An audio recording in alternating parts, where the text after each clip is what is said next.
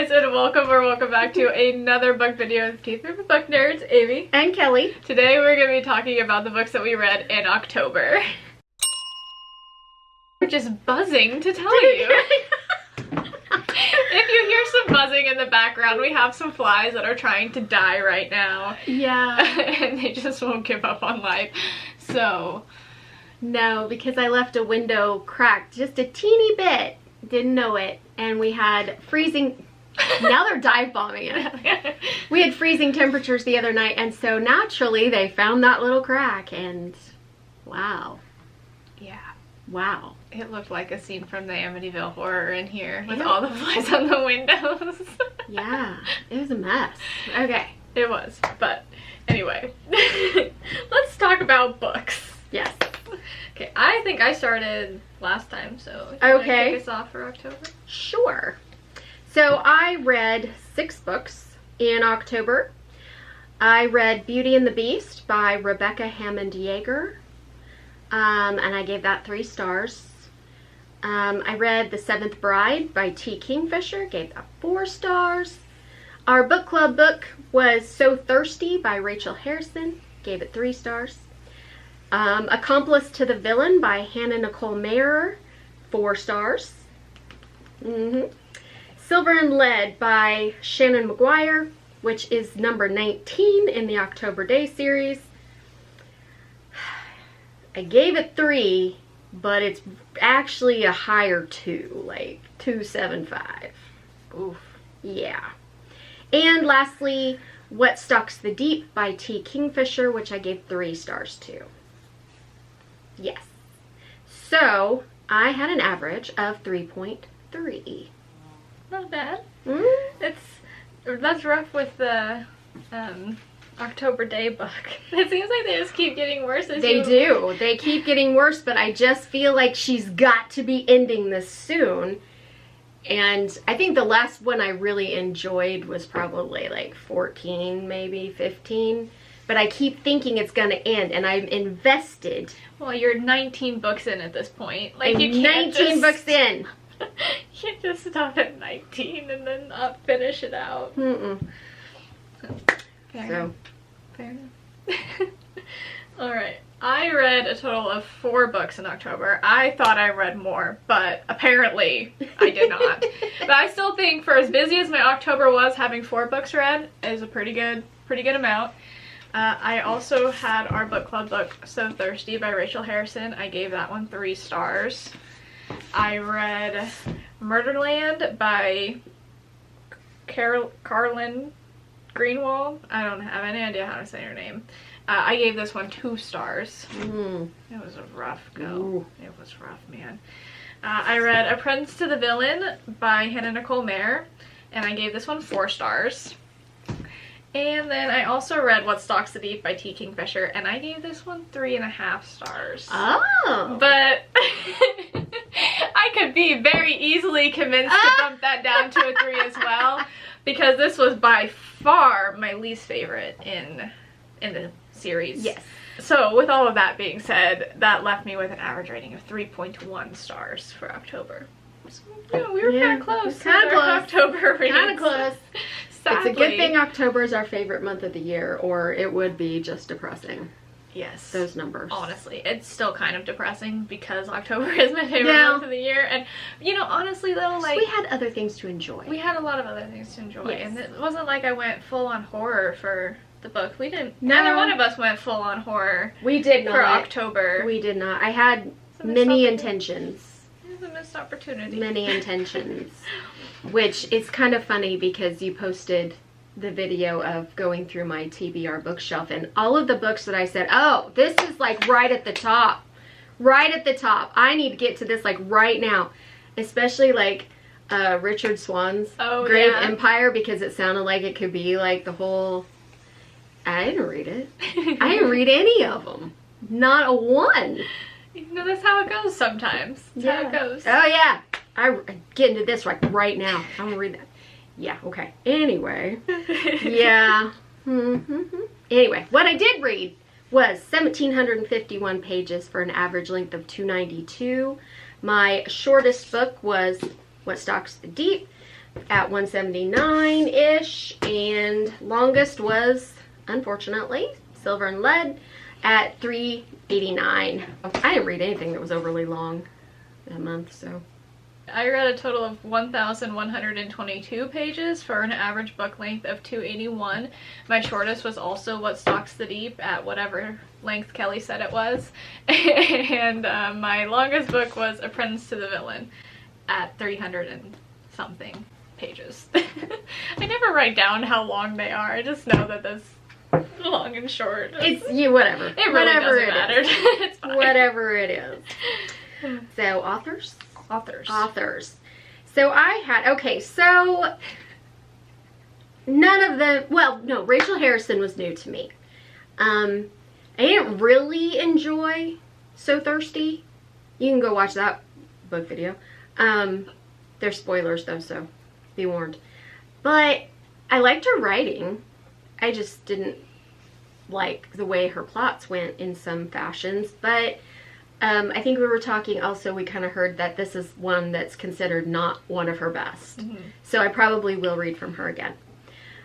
So The Beauty and the Beast retelling is one I had read before. So this was a reread of that one for me. So the author's not necessarily new to me because it's a reread. But I did not enjoy it as much the second time around reading it. So I don't know that I would read from her again. I read this one because Beauty and the Beast is like my favorite fairy tale, so I don't think I would read from her again. Other than that, it was T. Kingfisher, Hannah Nicole Mayer, and Shannon McGuire. We all know I'm going to go back there again because 19 books in. What do you do? I had 2 authors that were new to me in October, Rachel Harrison and Carolyn Greenwald. I'm going to say Carolyn. So, sorry if that's not how you pronounce your name, but that's what I'm going with. I think it's Carlin. Carlin? Yeah. Okay. Like George Carlin. Do you know who that is? No idea. But we'll go with Carlin. Yeah. So, Rachel Harrison and Carlyn Greenwald were 2 authors that were new to me. All the other 2 I've read from before.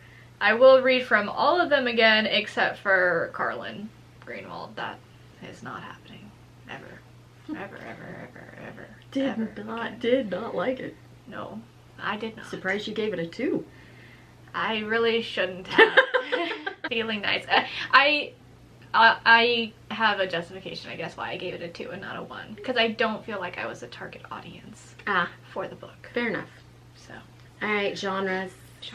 So I had 1 romantasy, 3 fantasy, and 2 horror. I had 1 romantasy, 2 horror, and 1 YA thriller. Mm-hmm. Also another reason that you didn't like the book. That's why I'm saying I was not the target audience. Alright, formats. Mine were half and half. 3 physicals, 3 ebooks. I actually read a physical book in October. I know, right? Can we believe it?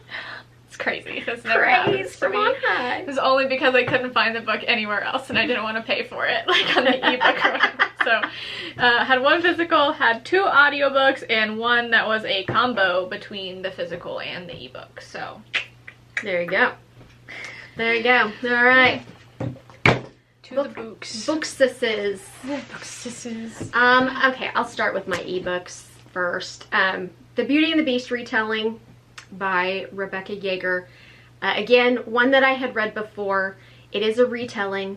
It is an unusual retelling, which is, remembering back why I liked it so much.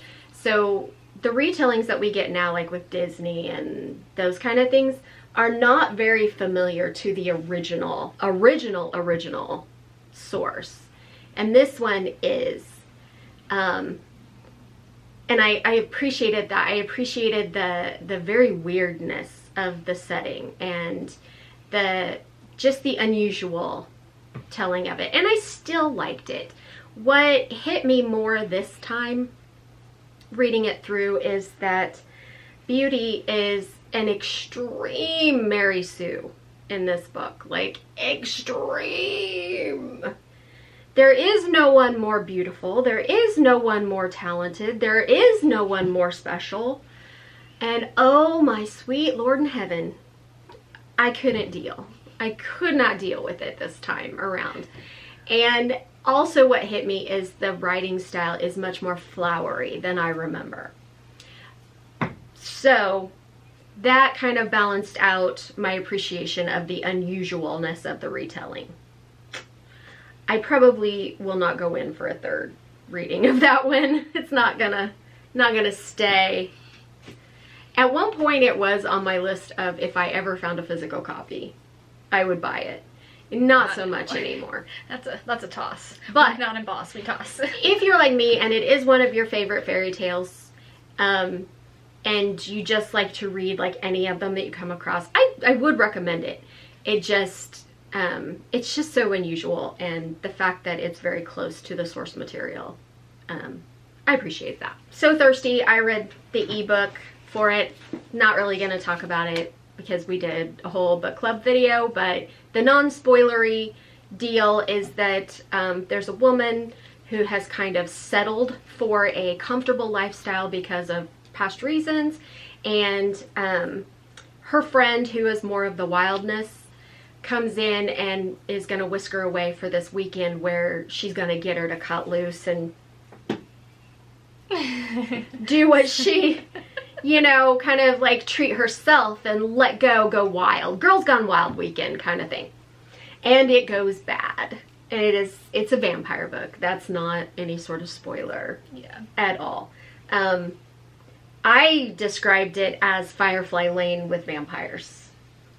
Yeah. Because you've got the two friends, been friends forever. One's very worldly and, you know, glamorous, and the other one stuck in suburbia with the husband, and that's how it struck me, but with vampires. And there were just various plot twists I didn't appreciate, but I agree on all of that. Yeah.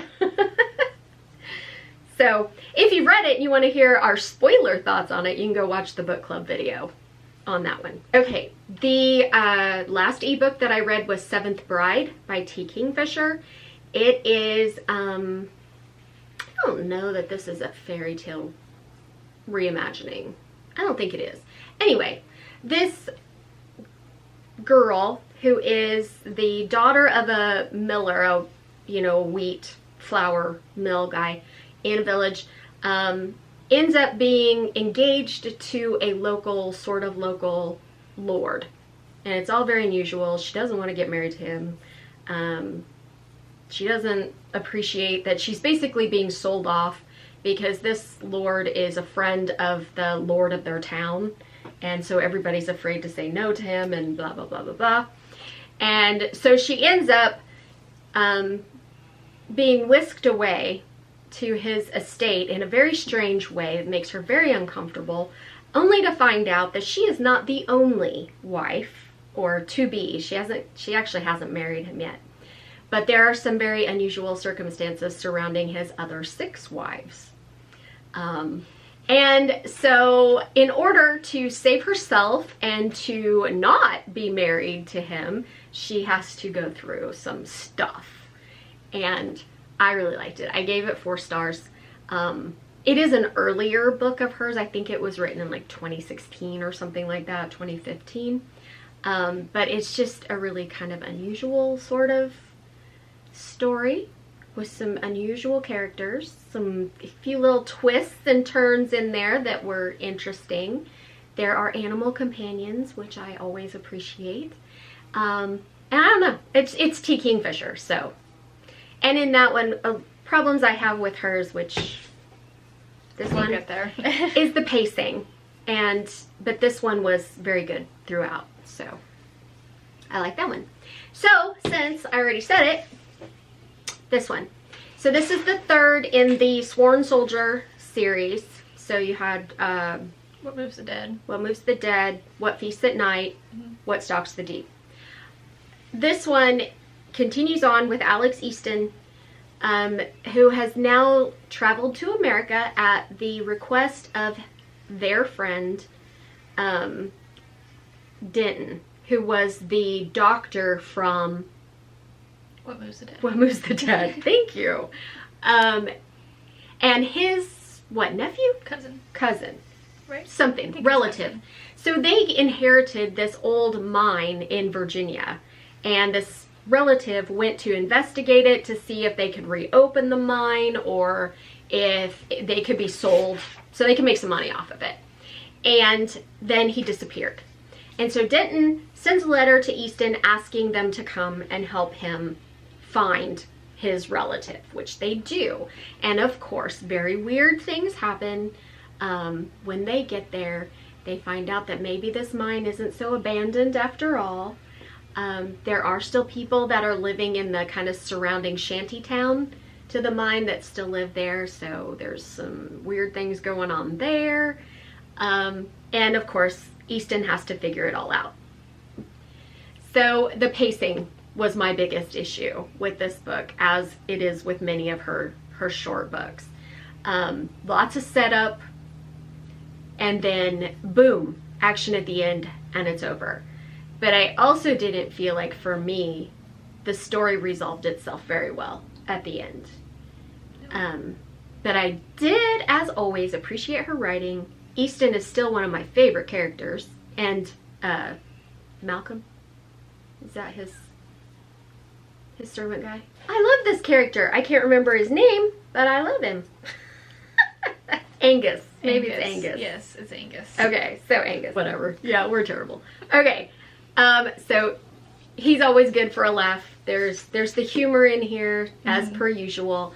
I just think that maybe this time the horror creature aspect it just didn't do it for me. It was very imaginative, but it just didn't do it for me, I guess. Yeah, I think it overall just all fell very flat for me. I don't feel like there was a lot of tension or build-up throughout the book at all. Yeah, no. And so then when the reveal did happen, like what's in the mine, and you know, it really wasn't that shocking of a thing. It wasn't like, oh my god, what do you mean? Well, and that happened about midway through the book. Yeah. And so I think if that had happened right away and then worked through the end, through the whole book, I think it might have been better. Maybe, but also I think the tie-in with the village was weak too. The tie-in with the village was weak, and I really didn't like what was in the mine. I don't think it was done well. It was not done well. It reminded me a lot of the alien from Project Hail Mary. Yeah. It was very much like that, like when he met the alien from that book, and so then that just kind of like it ruined it, like because it wasn't scary. Like I wanted a horror. Like the other two books were definitely, there was some horrific aspects to them. Yes. And so then this one was kind of just more like. But that's where I thought, like, if the first reveal had happened in the beginning, I'm trying not to spoil anything. If it had happened in the beginning, there would have been time to build up the more horror. That's true. Because some of it was like, ooh. Yeah. It just didn't scare me like the others did. But I think if she developed it more, I would have had more time to... That's fair. To be scared. That's fair. Because there was more than just the one thing. More parts to it than the one that they messed up a lot, so... Yeah. So I don't know. I don't think as a plot it was one of her best put together plots. It felt very much like a filler book. Yeah. Like a middle of a series kind of thing. Yeah. So I'm with you. This was my least favorite. But I still gave it 3 stars because it's Tiki for sure. Yeah. And I still have not found a book that I will give less than 3 stars to with her. So there you go. All right, I am going on with this one so I can end on a higher note. Shannon McGuire's Silver and Lead, number 19 in the October Day series, and so of course I can't really talk about the plot in any way, shape, or form because there's 18 other books to spoil. So it does continue on exactly where the last 2 pretty much left off. God, I just can't even talk about it in any sort of, like, I can't justify myself by saying, oh, this happened in the book. That's why I feel that way, because I can't say it. So I will just say that this book is more than half recaps. And she tends to recap storylines and characters that have nothing to do with the plot of the current book. And I'm like, I don't need an update, a check-in with every other single character if they're not gonna be in this book. And she does that quite a lot. So there's that. There is a health condition going on that gets some spotlighted time, which is annoying because it's not necessary to do so. I wish I could just say what it is. And then, gosh, the other thing that it bothers me is that she very highly features mental health issues and social justice issues, which does not bother me. It's the way that she does it. It's brought in ways that have nothing to do with the plot of the book. Like there was a check-in with one of the characters that doesn't happen in the book, just so we could check in about their mental health. That was literally it was like a 3-page scene. And that's what it was for, was to put forward just how socially conscious we are about mental health. The character did not otherwise appear in the book. The issues that the character is dealing with have nothing to do with the plot of the book. It will eventually be probably it as part of a plot, but recap it then. Check in with the character then. It has nothing, it's no point other than to show how socially aware we are. And that happened with another thing too, regarding a transgender character. Now that character was in the plot of the book, but the check-in that they did had nothing to do with anything. So anyway, it does not bother me that these issues are highlighted. It bothers me that they have nothing to do with the plot and they're just taking up page space. Like, find a way to highlight a mental health issue during what's going on. Like, there was a character in here that has a past trauma that was highly, highly related to the plot. Like, almost no page time to it. Like, that should have been a major feature. Like, they had a talk about it. A simple talk. Basically where October told him how wrong he was for doing what he was doing. And I'm like, okay, sure. Whatever. Anyway, for the plot, what little of it there was,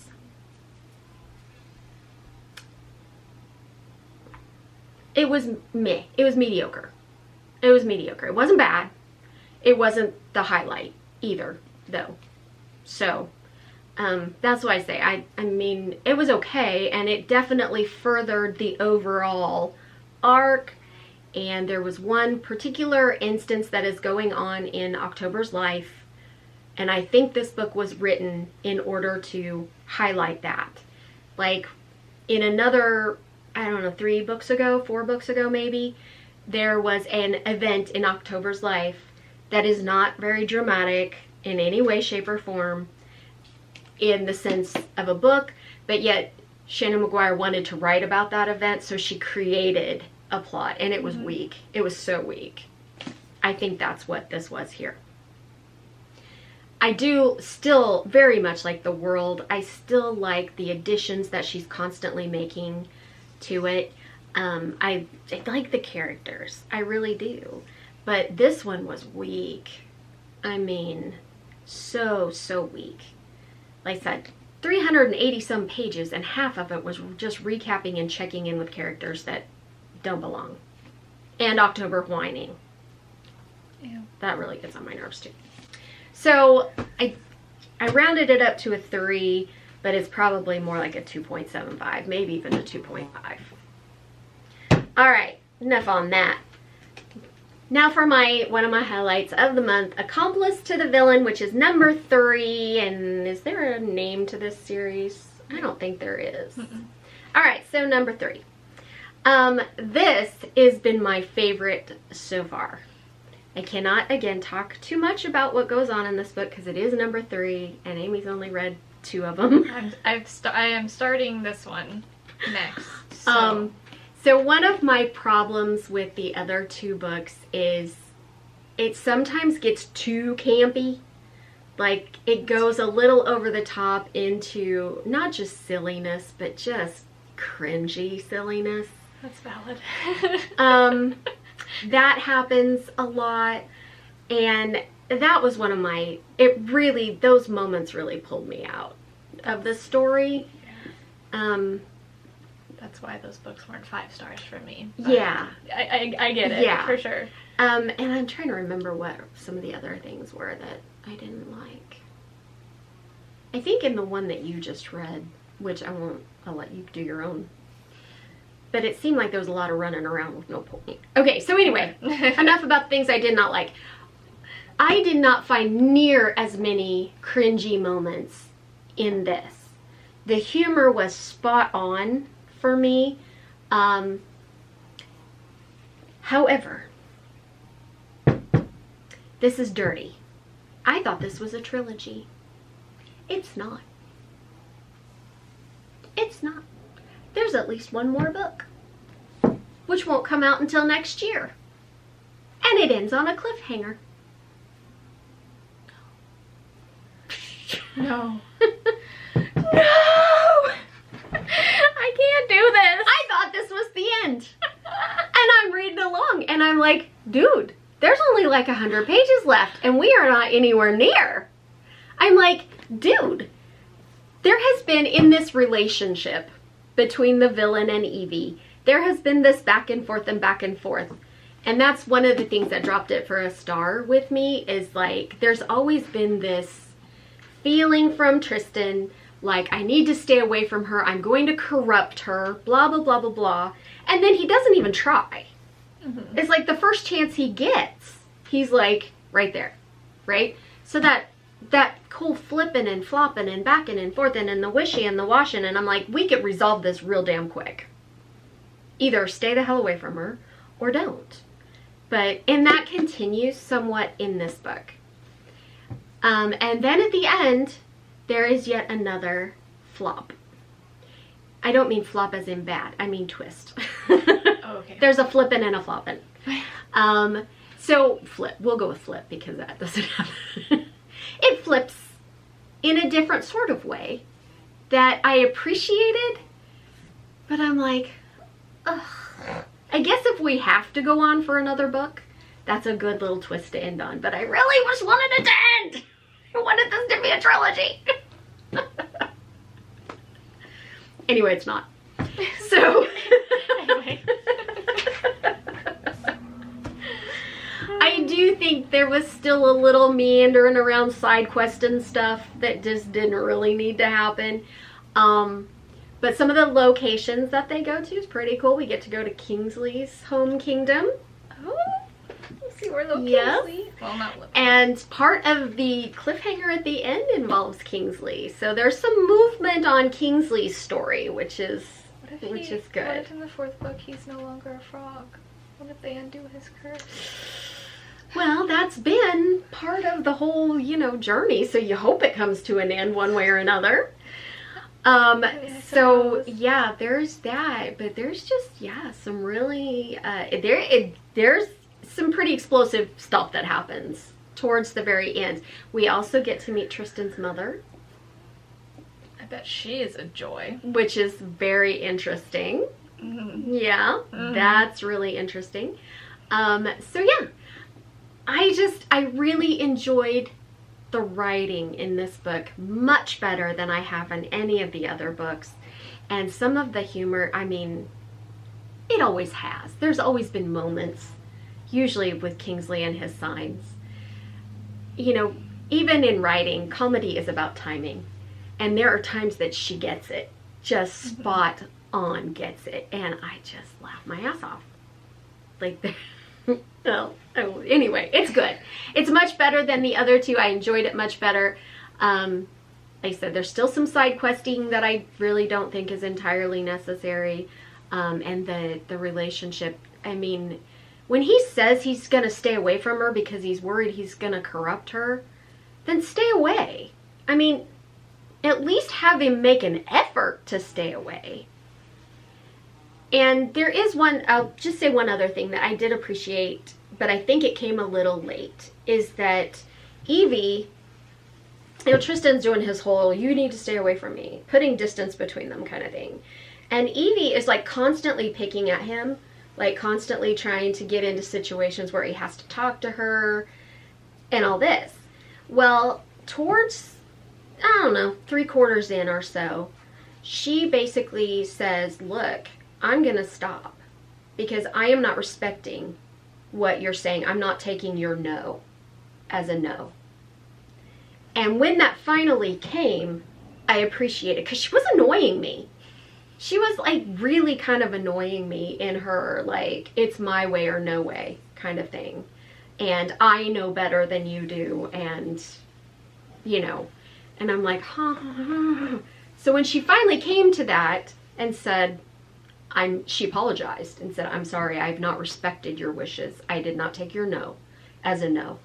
I thought, well, that's great, but that probably should come. Have come sooner. Come sooner, or it was a real brief moment. There probably should have been a little more to that, like a little more of Evie going, oh my gosh, what have I been doing? Mm-hmm. Kind of thing. Especially when she has SA trauma in her past. Yep. So, anyway, that did kind of, I mean, I'm glad it happened, and I'm glad that moment was highlighted, but I wish more had been made of it. But anyway, 4 stars. My favorite so far. Still wish it had kind of been the end, but here we go again. Just think of the positives. You just get another book out of the series. Another fun read. Another book. Oh, and I will say too, the other like side characters, relationships are progressing. You get to kind of get to know them more and things. Yeah. And I can't remember. It was in this book, wasn't it, that Rebecca gets highlighted more? Yeah, okay. I can remember if it was the beginning. Running together a little bit in that one, so yeah. Yeah. Okay, I'm gonna shut up now. Okay, well, I'm also gonna do what Kelly did and save the best for last, because I'm not gonna talk about What Stalks the Deep or So Thirsty, because we already talked about that. Don't need to do it. So, let's go to Murderland by Carlin Greenwald. Wald, whatever. Okay, so this book is about this group of teenagers. 2 of them get a job working at this amusement park called Murderland. It's pretty much Disneyland, but horror themed, pretty much. And one of them gets a promotion to be a ride operator, and so she decides that she wants to take her group of friends on a private ride, which is not allowed, but she does it anyway. And when they get off of the ride, they see that they weren't the only ones on it. One of the park janitors or like whatever was also on the ride, and he is no longer living. And so she starts freaking out. They all start freaking out because they think that he died on the ride. Like, he had a heart attack. And so she goes to try and find like her manager guy or like whatever. They're trying to figure out what to do, and they come back to look at the body with the dude, and it turns out that his neck is now broken. And he's not, it wasn't just a heart attack, but of course management is saying that it was a heart attack and whatever. And our girl Billy, the ride operator, she is not willing to accept management's thing of calling it a heart attack, and so she decides that she's gonna go on her own little investigation to try and figure out what actually happened on this ride. And it ends up opening like a huge can of worms into all these other secrets that the park has been hiding since it was built. More people are killed, and it's just a hot mess express, quite frankly. So, but they never called the police when they found a dead body? They... Because I'm like, That really wouldn't be up to the management to say how he died. Well, I think they did call the police. I don't know. Quite, like, this book, it was so confusing. Because I'm like, well, even, like, a coroner would have to sign off on a death certificate. Yeah. Yeah. Plot hole. Yeah. I do believe they called the police because they wanted her to talk to the police. But then again, I remember the police showing up again later when there was another body found. I don't know. I don't know. The big wig that owns the whole amusement park was at the park when this happened. And since he has all this money and power, they were hoping to, like, sweep this under the rug kind of a thing. Okay. Whatever. I don't know. I don't know. Like I said, it was a hot mess expressed, not in just, like, what all was happening, but in the writing itself. It was all confusing. The things that the characters were saying just didn't make sense at times. It's like we would be literally talking about somebody that just, like, someone literally just died. Someone close to them just died. And their main focus isn't on the fact that they died, but, like, oh gosh, what am I gonna do now? Like, it's all about me. Like, it's me. Like, I don't have any, like, thankfully I have other friends. Thankfully I have other friends. That was literally a line. After someone that was close to them just said, good thing I have other friends. And I'm like, girl, what are we saying right now? Wow. What are we saying right now? Yeah. Wow, well. Yeah. Okay then. Yeah. That's interesting. It was interesting, especially given how the relationship was in the book. Like, it was a big deal. And whatever. Doesn't matter. I can't say too much. I'm gonna spoil it. But it was a lot. It was not good. It was very strong YA reading, which immediately took me out of it so fast.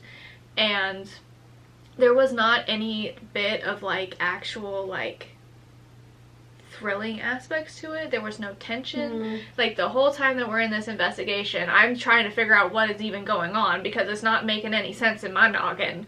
Like, where are we? What are we even doing?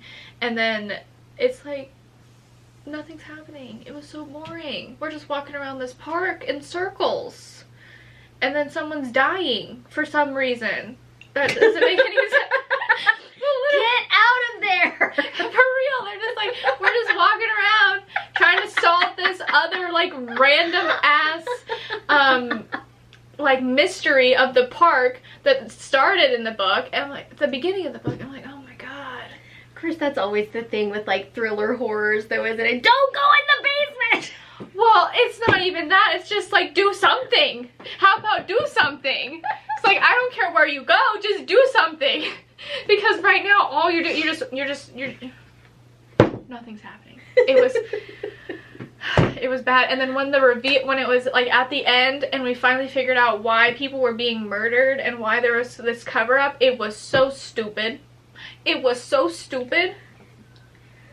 Is this a book you should have DNF'd? Yeah. 1,000% this is a book I should have DNF'd, but I'm trying to get her there. I was already, like, I started reading it for another book club that I don't think actually ever had a discussion for this book, and if they did, I've read it. It was like months after the book club. So I missed it. I did, because it took me so long to read it because I hated it. I didn't want to read it. And I kept thinking, oh, maybe it'll get better. Maybe it'll get better. And it never did. Never did. But learned my lesson, going on my pango. Alright. Now to this one. Apprentice of the Villain. My 4-star read. My highest rated read of the month. Okay, so this is book 2, as we talked about in whatever series this is. And it picks up right after the events from the first book, which I very much appreciate how close the timeline was. Yeah. I really don't like it when, like, the next book in a series, like, there's a big time jump. Like, because especially with these ones, these books seem to love to leave on cliffhangers. They hang. They leave you hanging. Yeah, they do. Good. And so I so much appreciated that we were right back in it, where the cliffhanger left us off at. And I can't really say what this one is about either because No. No. But it was such a fun and easy read. I do agree that some of the humor and things like that is a little bit trying too hard to be funny at times, definitely a little cringy, but I'm sitting there with a big smile plastered on my face the whole time. I'm looking right past that cringe level most of the time, and just having so much fun. I loved all the characters in this book. I do agree that there were some side quests and things in here that were kind of unnecessary, and I really didn't appreciate the back and forth, which was Tristan and Evie. It's like the will they won't they. It's just like, you both clearly love each other. Be together. God dang it. Be together. I need you together. Okay? And like his reasoning for like, oh, I don't want to corrupt her and like whatever. I'm just like, bitch, she already is. She beheaded a man for you. Well, not for you, but like she beheaded a man. Okay? It's like, and I love how excited she was getting in this book about her villain, like, status, like, increasing. And in this book, there's a reason why that is. I'm very excited to find out what that reason is. But it made me smile so much every time. She's just like, oh, a princess to the villain. Yeah. Whenever she gets a promotion. Yeah. It's just like, did you hear? They think I'm dangerous. They think I'm dangerous. And I'm like, oh, girl, I love this for you. I love this for you so much. Yes. And yeah. I think one of the things that I found, especially in the first book, was Evie's level of sunshine. She's very much sunshine grumpy. But her level of sunshine would sometimes go into the cringe. However, and not that it fixed earlier books for me, but there's also an explanation, or not really an explanation, but just a furthering of her character that kind of like makes that understandable. Not that it really made the writing any better surrounding that, but again, something to look forward to in that book. I do think it was done better in this one, her level of sunshine, because it wasn't, we actually got to see a little bit more into like Evie's past, and you know, because her I don't know if that's a spoiler. Her sister, I can't say. No, her sister's in. Oh, yeah, no. Her sister kind of lets us in on it a little bit. Yeah. On how it was growing up. Yeah. And why some of the things that happened. Their family dynamics. Yeah. So that definitely helped, and I don't know. It was still. I love how sunshiny she is compared to his grumpy, and like how much it kind of gets on his nerves sometimes. It's just it is the cutest thing. I love their relationship so much, and that's why I just want them to be together. Like, girl, just be together. But yeah, I mean, it's not really the misunderstanding trope, which I hate. It's, I mean, they're full well aware. Yeah. There's no misunderstanding here. But it's just that whole, like, you feel like they should have moved on, and they just, he especially, just keeps backsliding. And it's like, dude, you dealt with this, like, 200 pages ago. Come on. Yeah. And so I wish it was more plot-related things keeping them apart at this point, rather than just themselves. Yeah, because that's 100% is just them doing it. Because I think they both have a difficult time with self-worth. I don't think either one of them is very secure in that. Oh, just wait. Oh, God. Oh, just wait. I know I keep like, but dang. Well, yeah. So, but yes, absolutely. Yeah, and I think that that's the real heart of the issue here, because I think that since Tristan is he doesn't like himself at all. He doesn't want the woman who he loves so much to become him, right, or be anything like him, because he hates himself, and vice versa, whatever. So. Well, and I think Evie does too. Yeah. I mean, Evie does not. She just covers hers up with trying to be pleasing to other people. Yeah. Although she does love to annoy Tristan. She really does. I mean, I would too. It's funny. But yeah, but her sunshine covers up her own her own self-worth. Yeah. That is a pretty constant theme because I think Rebecca has the same issue. I think so. I know. Well, yeah. Yeah, yeah, their relationship in this book was so good too. I like seeing those. There were a lot of budding romances in this book. A lot of them starting and continuing a bit. There was one line in this book. I wrote it down. Rarely do I write down quotes or whatever. I wrote this one down because it literally ripped my heart out. I'm like, if I don't have this kind of love someday, I don't want it, okay? Mm-hmm. So there's this line where someone is trying to convince him, Tristan, to be with Evie, but not a real Evie, like a Evie in his mind, or like whatever. It's trying to trap him in like a memory loop kind of thing. Trap him in his own mind kind of thing. Yeah. And so he tells, this is what he says, he's like, I would sooner take the scraps she lay at my feet than commit myself to a cheap imitation. Oh, God. The way I gasped when I read that for the first time, I tell you what. That's love. That's love right there. Yeah. And the thing is like in the situation that was in, and he said it with such conviction. It's just like, get out of here. Yeah. And just like, for a second, he was not second guessing himself. He was not thinking about how things could go wrong or how bad things were or whatever. It was just pure moment. Mm-hmm. And that was beautiful. It was beautiful. Yeah. So yeah, read this book. Read all the books. Read all the books in the series. They're so good. They are pretty good. I mean, even if you're not big on romantasy, there's a significant other plot going on here. I'm not big in romantasy, and I still love these books. Family dynamics. You've got found family, but then all of your individuals in your found family still have existing families, and so there's family dynamics all over the dang place. Messy family dynamics. Messy, but not angsty. Yeah.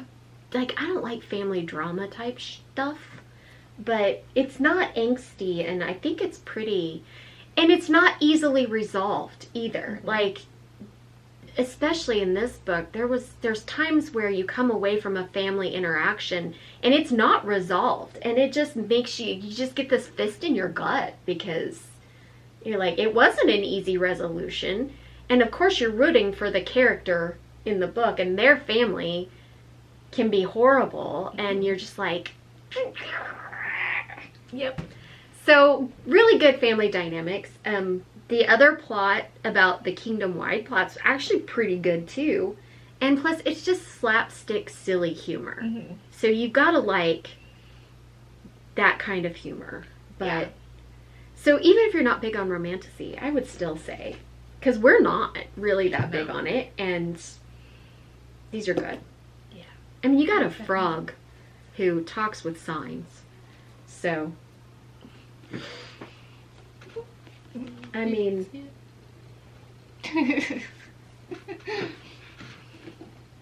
yes. Yes. There's like a part in here where they're talking about, I don't know if I've got that on there or not. They're talking about his signs and how some of them are misspelled, and they think it's because he's a frog. And they're like, no, it's actually an inside joke. And he's like, does this. Yeah. So yeah, the frog with the signs is pretty good. We do, Kingsley. Yeah, we do. All right. Well, that's all I got. Mm-hmm. Me too. Sweet. Well, if you guys enjoyed watching this video, please be sure to give it a thumbs up. And if you're not already subscribed, go down below the video and hit that red subscribe button. Join the Everyday Adventure family so you can see our beautiful faces every week with new book videos. Also, be sure to go and follow us over on Instagram and TikTok at Everyday Epic Book Club. We're starting to post on there again, so took a little bit of a hiatus on the social medias. And Amy is. We're working on it. We're getting better. I haven't, but yeah. Yeah. There's a lot of other content over there, so Yes. Go check it out. Check it out. Also, check out the rest of Amy's channel. There's lots more stuff. I mean, there's going on almost 4 years now of book content. And that's not all there is. So there's several years worth of other content as well. Even though we've kind of moved past the spooky season, you can go see videos on her annual Halloween party, not just this year, but in years past. Home renovations, home decor, shopping hauls. She has a really good series right now about gaining financial independence. It's rough, man. It's rough. But very transparent, taking accountability, and she's putting it out there. So go check that out. And also she has a blog as well. So you can go read various articles like Watch It Wednesdays and Foodie Fridays. So check that all out. And then in 2 weeks, the Sunday after Thanksgiving, actually, we will be having book club. And I finally picked a book. And it is A Witch's Guide to Magical Innkeeping by Sangu Mandana, which is the second book in this world. Yeah. It's not a sequel, but it's the second book in this world. Yes. So we'll be reading that for book club. So join us, read it, and join us in a couple weeks. I'm pretty sure it's the Sunday after Thanksgiving. It should be. Right? I'm pretty sure. Yes, November 30th. November 30th. Ooh, last day of the month even. It is, yeah. All right. So I'll be coming here after running a 5K. Oh boy. Fun. Yeah. All right. Anyway, there's our book club book. Yes. So, all kinds of things to join in on with us and become a part of the entire Everyday Adventurer family. Yeah. Yeah. Alright. Well, like I said, hope you guys enjoyed watching this video. And I'm Amy. And I'm Kelly. And we are the Everyday Epic. See y'all in the next one. Bye.